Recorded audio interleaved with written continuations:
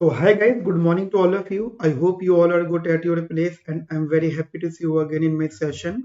आज के सेशन में हम लोग अपनी मैक्रो इकोनॉमिक्स से रिलेटेड बहुत इंपॉर्टेंट डिस्कशन करने वाले हैं।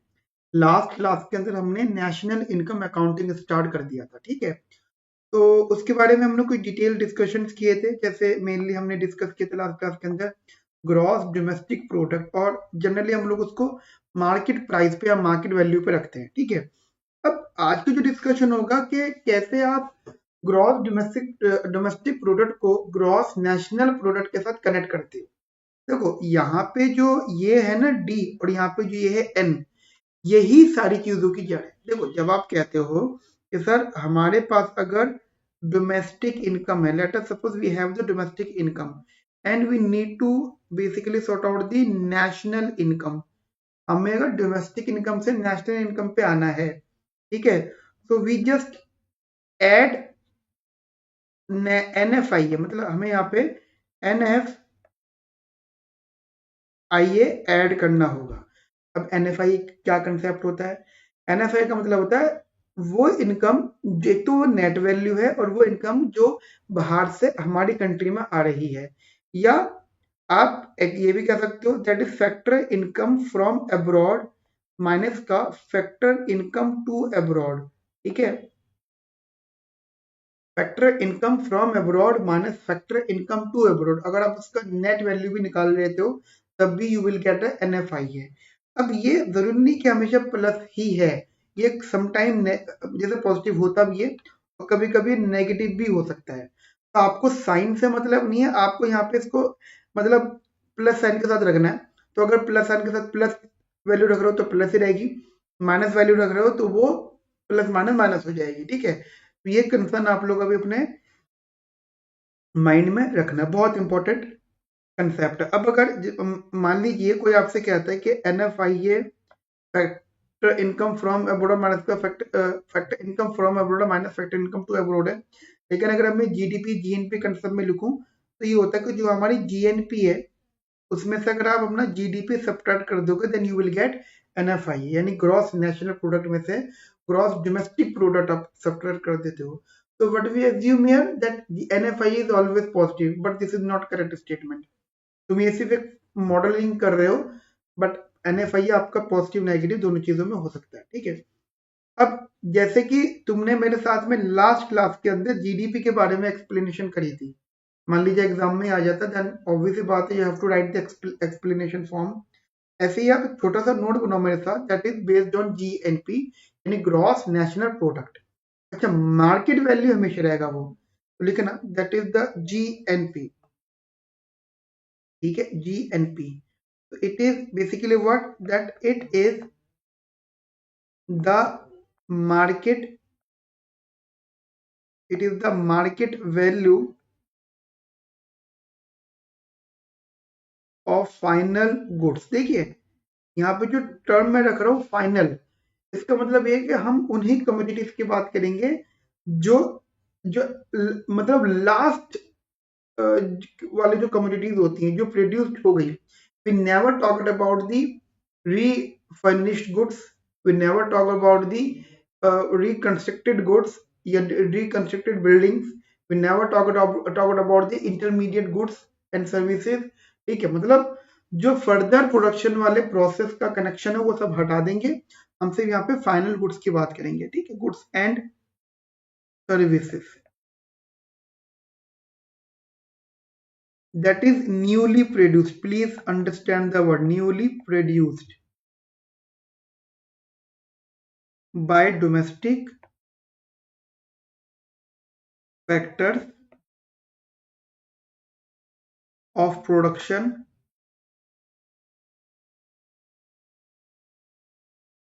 during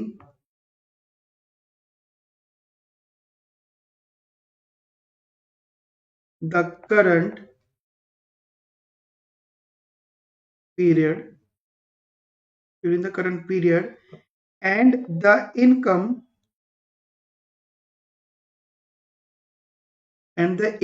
of the family comes from outside the country.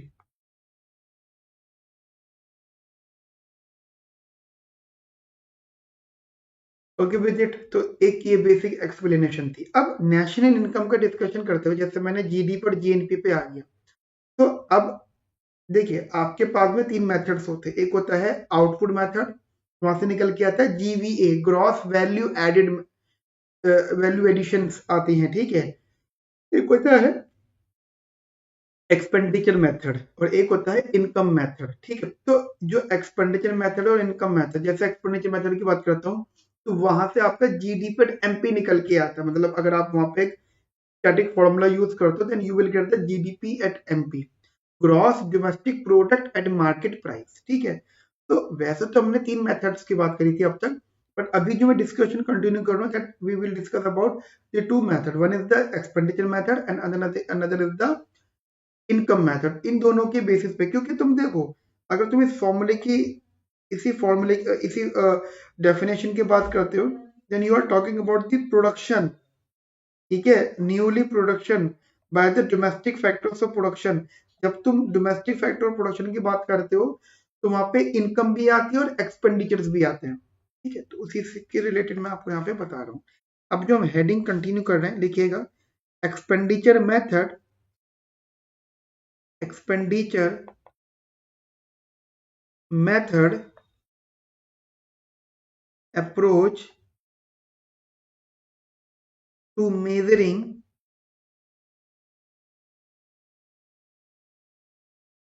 gross domestic product, to measuring gross domestic product। देखिए डेफिनेटली आपने कभी ना कभी ये कंफर्म करा होगा कि जैसे जैसे मैंने बोलता हूँ कि वाई जो होता है वो जीडीपी के बराबर होता है, जो हमारा आउटपुट है वो जीडीपी के बराबर, मतलब ग्रॉस डोमेस्टिक प्रोडक्ट। लेकिन यही वाई जो है अगर आप इसको एक्सपेंडिचर साइड देखते हो तो आपको दिखता है द कंजम्पशन एक्सपेंडिचर, अभी मैं शॉर्ट फॉर्म एब्रीविएशन लिख रहा हूँ, consumption expenditure, investment expenditure, government expenditure and export minus का इंपोर्ट, दोनों में खर्चे हो रहे हैं तो इसलिए मैं एक्सपोर्ट माइनस इंपोर्ट करके लिख रहा हूँ। जनरली यहाँ पे जो सी है दैट इज कंजम्पशन, ठीक है। अब इस बात को दिमाग में रखना, दैट इज द कंजम्पशन, और वो एक्सपेंडिचर ही है, ठीक है। और जो आई है दैट इज इन्वेस्टमेंट, जो जी है दैट इज गवर्नमेंट एक्सपेंडिचर, और जो एक्सपोर्ट माइनस इंपोर्ट है दैट इज नेट एक्सपोर्ट, या इसको क्या आप कह सकते हो नेट एक्सपोर्ट। यहां तक मेरी बात आपको समझ में आ गई। और हमारा ये मानना क्या होता है कि ये जो हम कहते हैं ना कि y is equals to GDP, तो यू बेसिकली दैट कि सर यही टोटल इनकम है हमारी, यही हमारा टोटल प्रोडक्शन होगा और यही हमारा टोटल एक्सपेंडिचर होगा, ठीक है। तो एक ये फॉर्मेट आप लोग अपने माइंड में रखना। अब हमेशा ध्यान रखना यही जो फॉर्मूला होता है या जो स्टेटमेंट होती है that is also known as income expenditure identity, ठीक है। So that is also known as, it is also known as income expenditure identity, okay. तो एक ये अपने माइंड में अंडरस्टैंडिंग रखना। अच्छा देखो हम अभी जैसे ही तो मैंने आपको शॉर्ट में बता दिया, अब हम थोड़ा सा ना एक्सप्लेनेशन फॉर्म में आते हैं। जैसे आप कहते हो कंजम्पशन, तो कंजम्पशन एक्सपेंडिचर ऑब्वियस सी बात है, तो कौन कौन से गुड्स हम यहाँ पे इंक्लूड रखते हैं। आप कहते हो कंजम्पशन एक्सपेंडिचर, देखो यहाँ पे एक तो ड्यूरेबल गुड आ जाते हैं। ड्यूरेबल गुड्स मतलब जो लंबे समय तक चल सकते हैं, जैसे आप कहते हो कार है तो कार कुछ साल सरवाइव कर सकती है, ये है ना, हम रख सकते हैं। एक होता है नॉन ड्यूरेबल, नॉन ड्यूरेबल जैसे मिल्क है, अब उसमें महीनों का हिसाब नहीं, मतलब ओपन करने के बाद तो कुछ दिनों का हिसाब होता है, या कोई फूड आइटम है तो ये नॉन ड्यूरेबल है। और एक होता है ड्यूरेबल, जो मान लीजिए किसी मेटालिक फॉर्म में, तो वो लंबे समय तक चल जाएगा। तो होता है, एक होता है सर्विसेज। तो हम कंजम्पशन एक्सपेंडिचर कहाँ कहाँ करते हैं, तो तीन चीजों में करते हैं। गुड्स में जिसमें ड्यूरेबल और नॉन ड्यूरेबल हो गए, और तीसरा हो गया यहाँ पे सर्विसेज। ठीक है, ऐसी हमारी इन्वेस्टमेंट होती है। इन्वेस्टमेंट भी हमारी तीन फर्दर पार्ट में डिवाइड होती है। तो एक बार मैं आपके साथ डिस्कस कर लेता हूँ that whenever we talk about the consumption, तो कंजम्पशन एक्सपेंडिचर जो है, इट इज बेसिकली थ्री, मतलब थ्री फॉर्म्स। ठीक है, एक आप बोलते हो the expenditure on durable goods, where you basically spend for the consumption. Let us suppose the car. Another is the non-durable.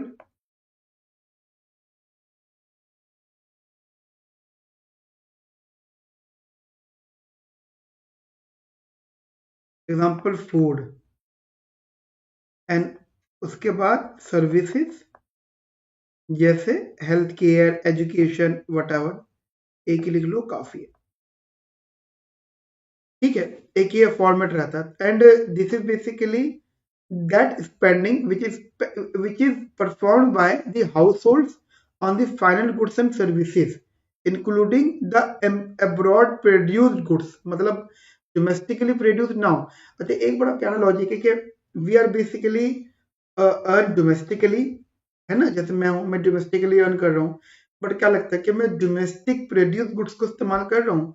नहीं, आईपैड है मेरे पास, बाहर से आया है। ठीक है, अच्छा ऐसा भी हो जाता है। ओके, ठीक है, तो बाहर से आया है तो हम, मतलब मैंने कमाया इंडिया में और खर्च में बाहर की कमोडिटीज पे कर रहा हूँ, तो ये तो बड़ी अजीब बात होगी। वही इस चीज को मेंशन करके लिख रहे हैं that it is spending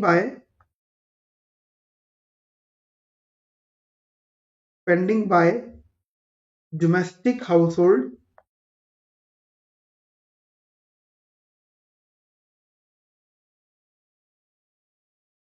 on final goods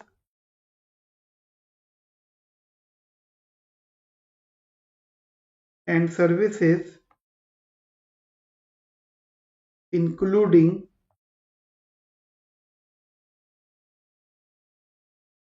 abroad produced goods, abroad produced goods। Okay, ऐसे ही हमारे पास आता है इन्वेस्टमेंट। देखिए, इन्वेस्टमेंट भी ऐसे नहीं कि सीधा बस पैसा लगाने वाली बात आ जाती है, ये भी एक ऑप्शन, इसमें भी काफी सारी वैरायटीज होती है इन्वेस्टमेंट में। देखो, एक तो बात होती है कि हम कोई ना कोई न्यू कैपिटल गुड्स की बात कर रहे हैं, या फिर कोई होल्डिंग्स की बात कर रहे हैं। जैसे what type of investment we have, एक तो होती है बिजनेस फिक्स्ड इन्वेस्टमेंट, मतलब कोई बिजनेस रन अगर होता है तो एक फिक्स्ड इन्वेस्टमेंट होती है, और एक रनिंग कॉस्ट हमेशा कंफर्म रहती है उसकी। जैसे रेंट है, वो फिक्स्ड है, वो कह सकते हो संक कॉस्ट है। इन केस अगर काम नहीं चला, बिजनेस नहीं चला, तो वो रेंट कभी वापस नहीं हो सकता, तो it is basically the sunk cost. ठीक है, एंड एक होता है रेसिडेंशियल इन्वेस्टमेंट। कुछ लोग प्रॉपर्टी खरीदते हैं फॉर द रेसिडेंट पर्पज, रहने के पर्पज से, रेसिडेंशियल इन्वेस्टमेंट। एक होती है इन्वेंट्री इन्वेस्टमेंट। इन्वेंट्री इन्वेस्टमेंट जो फर्म्स होती हैं, वो बिजनेस के लिए कुछ चीजें अपने पास लेके रखती हैं कि कभी जरूरत पड़ जाएगी तो। ठीक है, तो एक ये अपने माइंड में अंडरस्टैंडिंग रखना, मतलब if you take say that it is a spending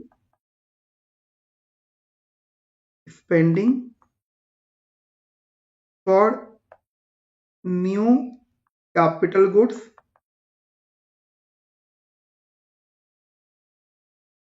and increase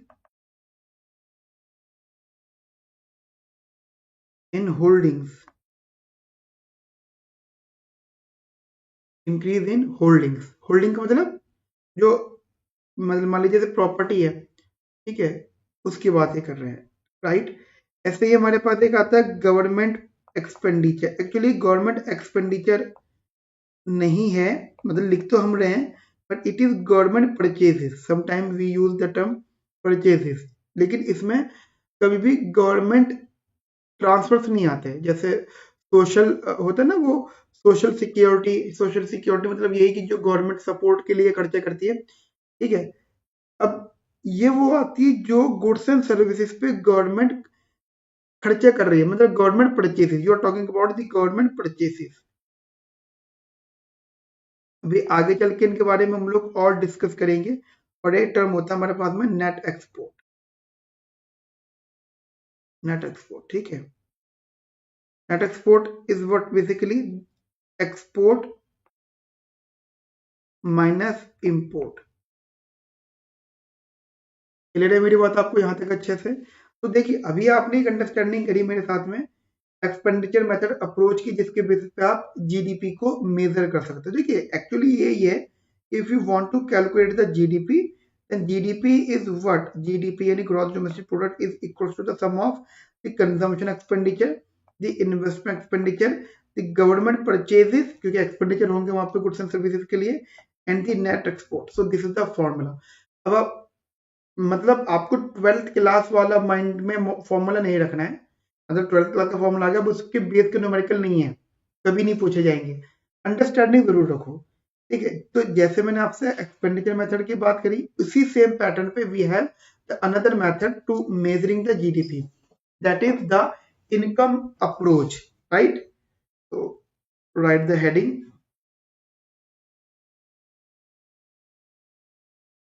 income approach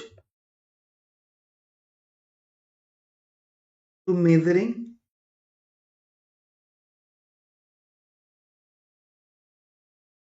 GDP, to measuring GDP, ठीक है। अब देखिए जैसे हमें पता है कि इनकम मेथड, इनकम मेथड में हमारे पास तीन चीजें बहुत इंपॉर्टेंट लेवल की होती है। मतलब पहली चीज तो यही है कि इसके अंदर एक लिस्ट है, जिन सबका सम अप करोगे then you will get the GDP, ठीक है। बट इसको इस्तेमाल करके you will not get the GDP exactly, you will get NDP at FC, यानी net domestic product at factor cost. अब एक चीज समझो मेरे साथ में, अभी तक आप बातें कर रहे थे मेरे से जीडीपी एट एमपी की, अब एकदम से टर्म आ गया एनडीपी एट एफसी। इसका फर्क क्या है? फैक्टर कॉस्ट, जैसे मैं एक छोटा सा नोट बना के बता रहा हूँ, मान लीजिए आपके पास में मार्केट प्राइस है and you need to sort out the factor cost, तो क्या अरेंजमेंट करना होगा आपको? दैट आपको यहां से सब्ट्रैक्ट करने होंगे NIT. What is the NIT है? That is net indirect tax. क्या होता है एनआईटी? Net indirect tax. तो एनआईटी आपको सब्ट्रैक्ट करना है। And how to calculate the NIT, net indirect tax, that is tax minus subsidy, tax minus subsidy. समझ में आया मेरी बात आपको या नहीं? ऐसे ही कहीं पर अगर आप देखो नेट लिखा हुआ और आपको बेसिकली उसको कन्वर्ट करना है ग्रॉस में, ठीक है। नेट है और आपको उसको ग्रॉस में करना है, तो नेट वैल्यू क्या होती है और ग्रॉस वैल्यू क्या होती है? इनके बीच में जो डिफरेंस होता है वो डेप्रिसिएशन का डिफरेंस होता है। अगर आप इसमें ऐड कर दोगे डेप्रिसिएशन,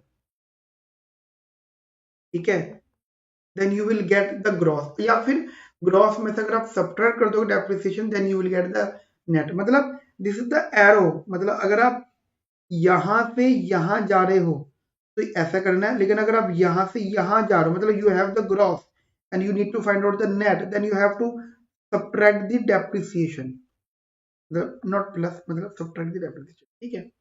ऐसे ही है कि यहां से यहां जाने वाली बात करते हैं, बट आप अगर उल्टा करोगे तो you have to add the NIT in the factor cost, then you will get the market price, ठीक है। बाकी एक जो वाला था डोमेस्टिक नेशनल, वो मैं आपको ऊपर बता चुका हूँ, चाहो तो लिख सकते हो। ये डोमेस्टिक है और ये नेशनल है, ठीक है, तो इसमें generally you have to add NFIA, net factor income from abroad, then you will get the national. Okay, so what all values or all things we need here to calculate the GDP if we use the income approach? ठीक है, तो मैं अगर आपको एक मोटा मोटा तौर पर बता दूं तो एक होता है कॉम्पनसेशन ऑफ एम्प्लॉइज, एक होता है ऑपरेटिंग सरप्लस और एक होता है the mixed income. So we have the three main items and after that we generally add another thing जिससे कि हमारा NDPET-FC GDPET-MP पे कन्वर्ट हो जाए. तो मैं वो लिस्ट बना रहा हूँ, ठीक है, लिखिएगा सम ऑफ फॉलोइंग टाइप्स. ठीक है, ठीक है, अब कौन कौन से लिस्ट में पार्ट आएंगे ये? जैसे नंबर 1 है कॉम्पनसेशन ऑफ एम्प्लॉइज. ठीक है, number 1 is the compensation of employees. Number 2 is the proprietor's income.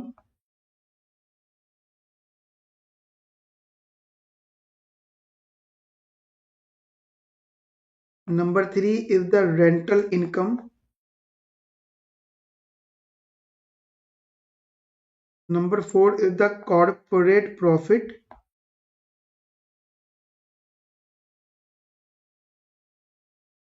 Number 5 is the net interest.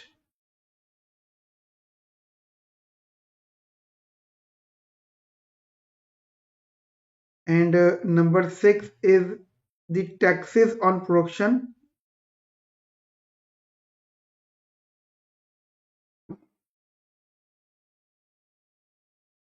Production and imports.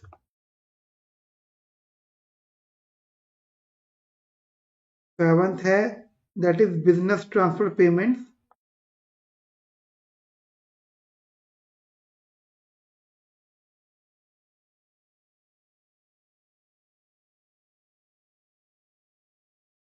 Eighth है जी current surplus.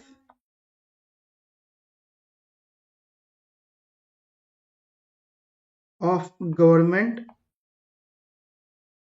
expenditure.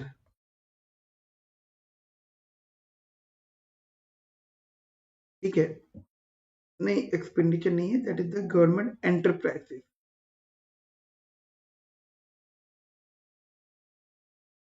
ठीक है, अंडरस्टैंडिंग हो गई. तो बेसिकली ये 8 थिंग्स हैं जो हमें यहाँ पे ऐड ऑन करनी है. बाकी मैं आपको ओरली जो बता रहा हूँ, compensation of employees, operating surplus and mixed income, इन तीनों को अगर आप ऐड करोगे then you will get the NDPET-FC. Then फिर इससे आपको GDPET-MP निकालना है, then you basically use this method.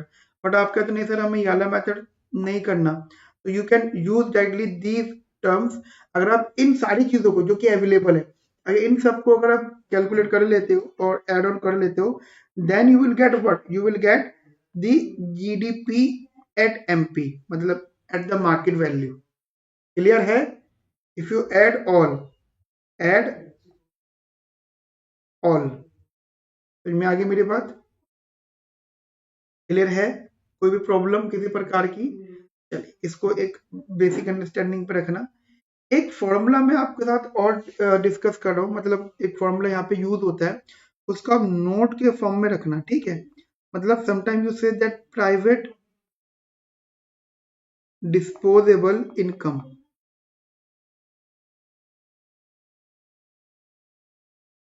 Actually we are following some authors content. ठीक है, उनकी रीडिंग्स उनकी बुक्स हम लोग फॉलो कर रहे हैं. सो जो भी उन्होंने चीजें रखी है हम लोग वो डिस्कस कर रहे हैं. ठीक है, जब तुम कहते हो प्राइवेट डिस्पोजेबल इनकम, तो यानी पहले तो इसको हम PDIC नोट कर रहे हैं. ठीक है, इसमें एक तो आ जाती है इनकम यानी GDP जो भी इनकम है, प्लस आ जाता है ये net factor income from abroad, net factor income from abroad, plus का ट्रांसफर्स, इसको भी पहले मैं TR लिख लेता हूं, रिसीव्ड फ्रॉम द गवर्नमेंट. ठीक है, and plus the interest payment on the government's debt and subtract the taxes. मैं एक करके बता देता हूं that what is the Y here. Y here is the GDP, any gross domestic product. Okay, NFIA is the net factor income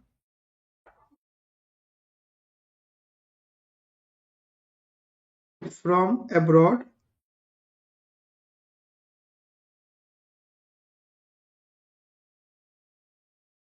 ठीक है, and TR is the transfers received from the government, और एक था that is INT,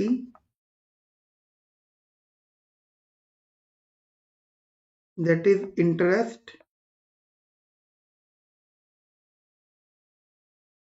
payments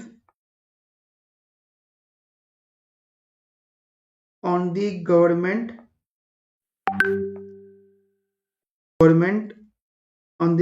debts, and T denoted as a taxes. Okay, and T denoted as a taxes. देखो एक चीज और है, जब आप जैसे एक फॉर्मूला ये वाला था, तो एक इस फॉर्मूले को मेंटेन रखना, that is income available to the private sector after tax and transfers. मतलब जो इनकम अवेलेबल होती है टू द प्राइवेट सेक्टर, मतलब प्राइवेट सेक्टर की जो इनकम अवेलेबल होती है after the interest, after the taxes and transfers, उसको सेपरेट करने के बाद, that is known as the private disposable income. Clear? अब अगर मान लो कोई आपसे पूछता है कि what about the net government income, government की नेट इनकम कितनी होती है, तो इट इज व्हाट, देखिए गवर्नमेंट का रेवेन्यू होता है द टैक्सेस, ही डिनोटेड एज द टैक्सेस। फिर गवर्नमेंट कुछ करती है ट्रांसफर्स, ये तो सेक्टर्स की इनकम हो गई, लेकिन जो ट्रांसफर्स है that is the transfer receive from the government से जो ट्रांसफर रिसीव हो रहे हैं, एंड माइनस का इंटरेस्ट पेमेंट, जो इंटरेस्ट पेमेंट गवर्नमेंट डेट पे मतलब रिसीव की जा रही है, जो गवर्नमेंट ने उधारी ले रखी है वो, तो वो भी आप इसमें से माइनस करोगे, then you will get the government net government income. यहां तक मेरी बात आपको क्लियर है अच्छे से, बढ़िया से? ठीक है, तो आज के सेशन में हम लोग इतना रखते हैं। कल की क्लास में हम लोग जो कंटिन्यू करेंगे, जैसे सेविंग्स एंड वेल्थ के बारे में डिस्कस करेंगे, प्राइवेट सेविंग्स के बारे में डिस्कस करेंगे, गवर्नमेंट सेविंग के बारे में डिस्कस करेंगे, and finally we will start the national saving. ठीक है, तो एक क्लास में हमारा ये टॉपिक हो जाएगा। फिर हम प्राइस इंडेक्स, इन्फ्लेशन वगैरह डिस्कस करेंगे, GDP deflator, interest rate. Okay, 2 sessions चाहिए मुझे इस टॉपिक को खत्म करने में। ठीक है, फिलहाल आज के लिए इतना रखते हैं, मिलते हैं नेक्स्ट सेशन में। अपना ध्यान रखो, ख्याल रखो, have a nice day, thank you, bye bye, take care.